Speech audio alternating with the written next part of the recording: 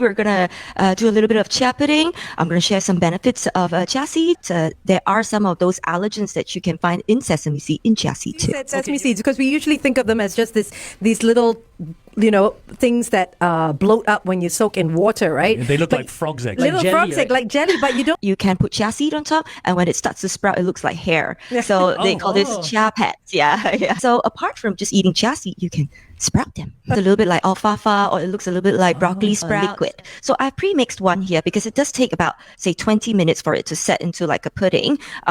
But just some cocoa powder. Cacao.